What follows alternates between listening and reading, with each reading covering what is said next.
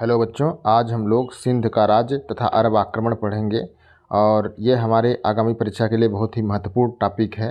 इससे प्रश्न ज़रूर पूछे जाते हैं। यदि आप हमारे चैनल पर नए हैं तो हमारे चैनल को शेयर और सब्सक्राइब जरूर करिएगा। आइए हम देखते हैं। देखिए, सिंध का जो प्रदेश था, सिंध का प्रदेश प्राचीन इतिहास जो इसका है वह अंधकारपूर्ण है और 7वीं शताब्दी में यह हर्ष के प्रभाव में था। किसके प्रभाव में था? हर्ष के प्रभाव में था। हुयेन सांग हमें बताता है कि सिंध देश का राजा जाति का शूद्र था और बौद्ध धर्म का अनुयायी था। ठीक है, लेकिन हर्ष की मृत्यु के बाद सिंध पूर्ण स्वतंत्र हो गया और 8वीं शताब्दी में यह एक अत्यंत विस्तृत राज्य था जो उत्तर में कश्मीर से लेकर दक्षिण में अरब सागर तक, पूर्व में कन्नौज से लेकर पश्चिम में मकरान तट तक फैला हुआ था। उत्तर पश्चिम की ओर इसमें आधुनिक बलूचिस्तान का एक बड़ा भाग और मकरान तट शामिल था। इसकी राजधानी क्या थी? इसकी राजधानी एलोर थी और केंद्रीय भाग पर राजा का प्रत्यक्ष नियंत्रण था, जबकि राज्य का शेष भाग 4 प्रांतों में विभाजित था जहां राज्यपाल अथवा सामंत शासन करते थे। 7वीं शताब्दी में सिंध राज्य का शासन जो है राय वंश के हाथों में था और राय वंश के 6 राजाओं के नाम हमें ज्ञात होते हैं। इनका नाम है राय दिवजी, राय सिंहरस, राय साहसी, राय सिंहरस द्वितीय, राय साहसी द्वितीय। राय साहसी द्वितीय के समय में पर्सिया के निमरूज ने सिंध पर आक्रमण किया और उसकी हत्या कर दी।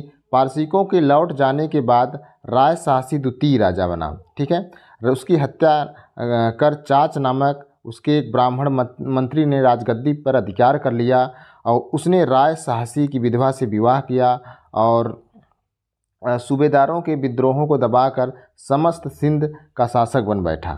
उसने सिंध में ब्राह्मण वंश की स्थापना की।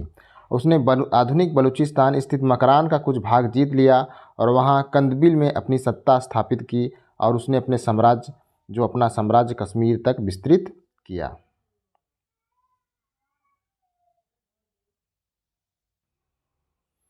देखिए, चाच के दो पुत्र थे जिनका नाम था दाहिर और दाहरसी। चाच के बाद उसका भाई चंदर सिंध का राजा बना, किंतु शीघ्र ही उसकी मृत्यु हो गई। इसके बाद उसके पुत्र दुराज और दाहिर के बीच उत्तराधिकार का युद्ध छिड़ गया, जिसमें अंततोगत्वा दाहिर की विजय हुई। फिर दाहिर और दाहिरसी ने सिंध राज्य को आधा आधा क्या किया, बांट लिया। दाहरसी की मृत्यु के बाद दाहिर समस्त सिंध का एक छत्र शासक बन बैठा। दाहिर एक शक्तिशाली शासक था, किंतु सिंध में उसका विरोध बढ़ता गया। राजनीतिक उथल पुथल, आंतरिक कलह के कारण देश अत्यंत निर्बल हो गया और राज्य के अत्याचार से समाज के निम्न वर्ग के लोग त्रस्त थे। यहाँ के संसाधन भी सीमित थे। दाहिर के अपहर्ता होने के कारण राज्य की अधिकांश प्रजा उससे घृणा करती थी। उसी के समय में सिंध पर अरब आक्रमण हुए। अति प्राचीन काल से भारत अरब के बीच वाणिज्यिक संपर्क रहा। 7वीं शताब्दी में इस्लाम को अंगीकार करने के पहले भी भारत के अरब तटीय प्रदेशों के व्यापार के सिलसिले में आया करते थे। यहाँ के स्थानीय राजाओं एवं जनता द्वारा उनका स्वागत होता था। इस्लाम धर्म स्वीकार करने के उपरांत अरबों के दृष्टिकोण में बड़ा परिवर्तन आया तथा अब उनका उद्देश्य व्यापार वाणिज्य के साथ साथ धर्म का प्रचार भी हो गया। खलीफा उमर के समय में सिंध की ओर अरबों का प्रथम अभियान 636 ईस्वी में हुआ, जिसका उद्देश्य बम्बई के पास थाना को जीतना था, लेकिन यह असफल रहा।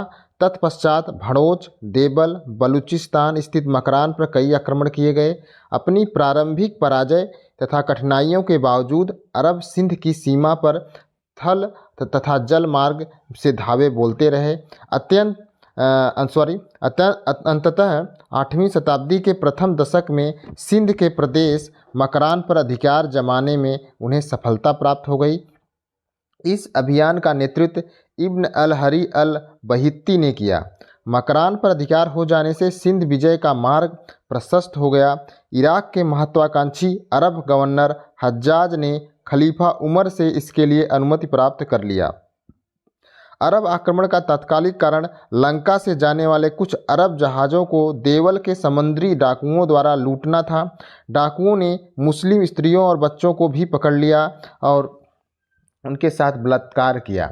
बताया गया है कि ये स्त्रियां तथा बच्चे उन अरब व्यापारियों के थे जो लंका में मर गए थे, तथा इन अनाथों को लंका के राजा ने जहाज़ों से हज्जाज के पास भेजा था। इनके पास बहुमूल्य उपहार थे। एल श्रीवास्तव इस घटना को एक बहाना मात्र मानते हैं। उनके अनुसार आक्रमण के मूल में इस्लाम के प्रचार की भावना निहित थी, जिसकी आधुनिक इतिहासकारों ने अनदेखित कर दी है। लूट की इस घटना में इराक का शासक हज्जाज बड़ा क्रुद्ध हुआ। उसने दाहिर से उन डाकुओं को दंडित करने तथा क्षतिपूर्ति की मांग की। दाहिर ने दोनों प्रस्ताव ठुकरा दिए। फलस्वरूप हज्जाज ने बारी बारी से 3 सेनानायक दाहिर के विरुद्ध भेजे। इनमें प्रथम 2 सेनानायक उबैदुल्लाह तथा बुर्दल को दाहिर ने मार डाला। तीसरा सेनानायक था मुहम्मद बिन कासिम था। उसने 712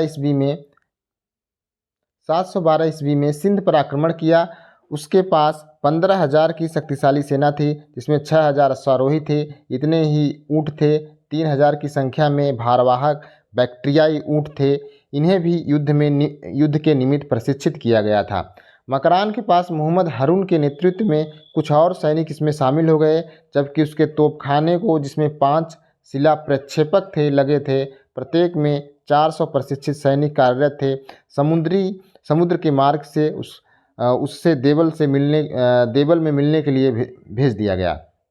एक रक्षक सेना अश्वद जहाँ के नेतृत्व में सिंध की सीमा पर भेजा गया और इस प्रकार कासिम के पास कुल 25,000 सैनिक हो गए।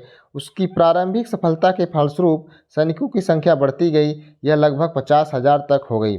मकरान पहुंचकर उसने यहाँ के राजा की सहायता प्राप्त की। दाहिर के शासन से असंतुष्ट जाटों और मेड़ों ने अपनी ओर मिला लिया। विद्रोही बौद्धों ने भी उसकी सहायता की। दूसरी ओर दाहिर की सेना संख्या और संसाधन दोनों भी कम थी। सर्वप्रथम मुहम्मद ने देवल पर आक्रमण कर उसे अधिकार कर लिया और 17 वर्ष की अधिक आयु के समस्त पुरुषों की हत्या कर दी। और उसके आक्रमण में दाहिर स्वयं बड़ा घबरा गया। उसने देवल में उसका सामना करने के लिए कोई सेना नहीं भेजी। यह उसकी सबसे बड़ी भूल थी। देवल के पुरुषों की हत्या के बाद कासिम ने वहाँ के मंदिरों को ध्वस्त कर दिया। वहाँ लूट की अपार संपत्ति वस्तुएं उसके हाथ लगी। इस प्रकार बिना किसी प्रतिरोध के ही मुहम्मद को सिंध का दक्षिणी भाग प्राप्त हो गया। इसके बाद तिरुन सेहबन सिसम की विजय करता हुआ उसने सिंध नदी पार कर लिया। दाहिर ने प्रारंभ में सुरक्षात्मक युद्ध किया। वह उस स्वयं ब्राह्मणावाद में था। खतरे का अंदाज़ा लगाकर वह वहाँ से मुहम्मद का सामना करने के लिए रावर पहुँचा। अरब लेखक के अनुसार उसके पास 50,000 सैनिक थे और 20 जून 1712 ईस्वी में दोनों सेनाओं के बीच घमासान युद्ध हुआ, जिसमें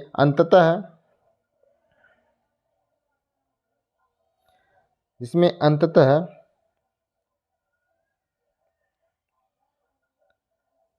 अरबों की विजय हुई।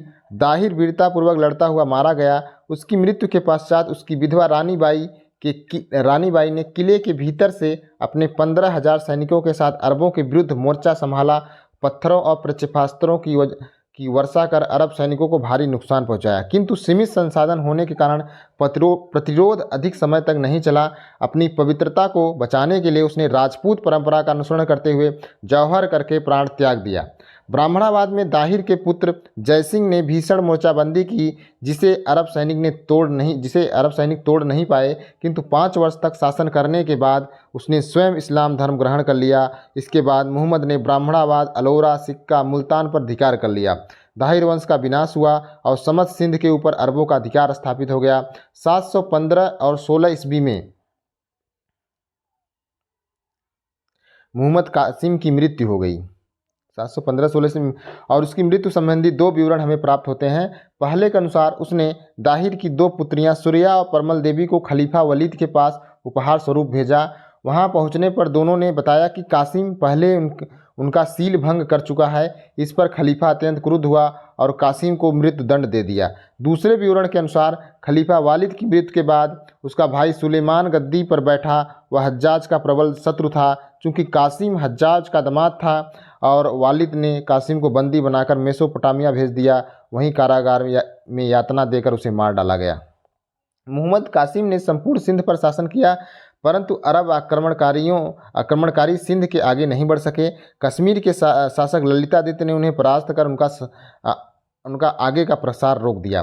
725 ईस्वी में पुनः भारत पर उनका आक्रमण हुआ, किंतु गुर्जर प्रतिहारों और बादामी के चालुक्यों ने उन्हें परास्त कर दिया। गुर्जर प्रतिहार इतने शक्तिशाली हो गए कि उन्होंने बराबर अरबों को दबाए रखा। उन्हें सिंध के पूर्व अथवा दक्षिण पूर्व में कभी भी नहीं बढ़ने दिया। सुलेमान भोज प्रथम को इस्लाम का सबसे बड़ा शत्रु कहता है। इस प्रकार अरब को भारतीय भूमि में कभी महत्वपूर्ण सफलता नहीं मिल सकी। मोहम्मद बिन कासिम की मृत्यु के बाद खलीफा हिसाम के समय में जुनैद को सिंध का गवर्नर बनाया गया। जुनैद को सिंध का गवर्नर बनाया गया। उसने एक बार पुनः अरब सत्ता के विस्तार का प्रयास किया। बिलादुरी के अनुसार उसने उज्जैन, वहरीमद, अलमालीवह, अलकीराज, गिरमाद, अलमंदल, दहनाज, वरवास नामक स्थानों पर आक्रमण किया। वलमान एवं जुर्ज को जीत लिया, किंतु उसकी सफलता स्थायी नहीं रही। सिंध के ऊपर भी उसका अधिक दिनों तक अधिकार नहीं रख सके। 9वीं शताब्दी के अंत तक वहाँ पुनः हिंदू राजाओं का अधिकार हो गया। यद्यपि अरब आक्रमण कोई महत्वपूर्ण राजनीतिक प्रभाव नहीं पड़ा, तथापि सांस्कृतिक दृष्टि से सिंध पर इसका कुछ प्रभाव अवश्य हुआ। इतिहासकार लेनपुन के शब्दों में सिंध पर अरबों का अधिकार एक क्षेपक मात्र था, जो इस विशाल देश के किनारे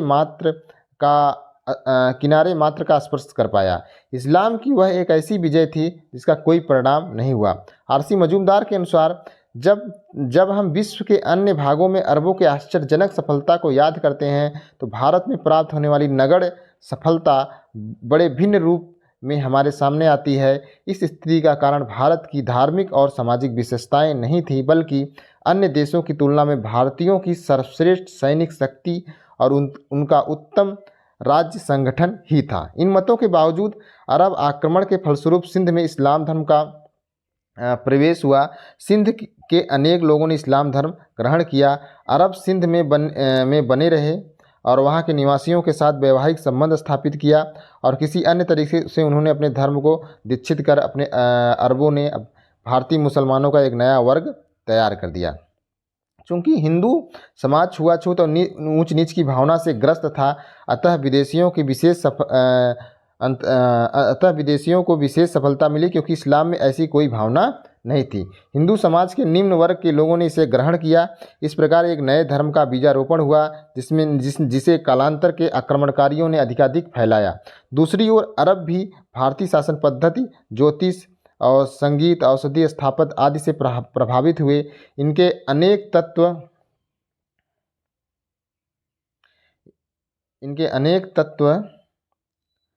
तत्वों को उन्होंने ग्रहण कर लिया। अरबों के यहाँ बर्मकिस परिवार रहता था। बर्मकिस परिवार जिसकी उत्पत्ति भारतीय बौद्धों से बताई जाती है। और इसके अलावा अब्बासी खलीफाओं के शासन में लगभग 50 वर्षों तक प्रधानमंत्री पद बने रहे। उन्होंने विविध क्षेत्रों में भारतीय विद्वानों को वहाँ आमंत्रित किया। मल, मनक, बजीगर, सिंदबाद जैसे भारतीय वैज्ञानिक बगदाद दरबार में गए। मल, मनक और बजीगर, सिंदबाद जैसे भारतीय वैज्ञानिक बगदाद के दरबार में गए, पर्याप्त प्रसिद्धि प्राप्त की। मनक नामक चिकित्सा शास्त्री ने खलीफा हारून की चिकित्सा कर उसे किसी गंभीर बीमारी से मुक्त किया। धन नामक चिकित्सक ने बगदाद के किसी अस्पताल का मुख्य चिकित्सा अधिकारी बनाया गया। गणित और ज्योतिष के क्षेत्र में अरब भारतीय ज्ञान से लाभान्वित हुए। भारतीय गणना पद्धति को अरबों ने अपनाया और ब्रह्मगुप्त के सिद्धांतों, ब्रह्म सिद्धांत और खंडक का अरबी भाषा में अनुवाद किया गया। अबू मसर नामक एक अरब ज्योतिषी ने बनारस में 10 वर्षों तक निवास कर भारतीय ज्योतिषी का अध्ययन किया। वह बगदाद का रहने वाला था। इसी प्रकार सूफी धर्म के अनेक सिद्धांतों पर भारतीय बौद्ध धर्म का स्पष्ट प्रभाव देखा जा सकता है। इस प्रकार भारतीय संपर्क से अरब संस्कृति अधिकाधिक विकसित हुई। अरबों के माध्यम से भारतीय समाज के विविध तत्व यूरोपीय देशों में पहुंच गए। 8वीं-9वीं शताब्दी में यूरोप के निवासियों ने भारत के विषय में जो भी जानकारी दी, वह अधिकांशतः अरबों के भारतीय संपर्क का ही परिणाम थी। ये बच्चों आज का आपका अरब और सिंध राज्य और अरब आक्रमण था, जिसमें हम अरब आक्रमण और उसके प्रभाव और सिंध राज्य के बारे में हम लोगों ने पढ़े। और कैसा लगा आप लोग कमेंट जरूर करिएगा। Thank you.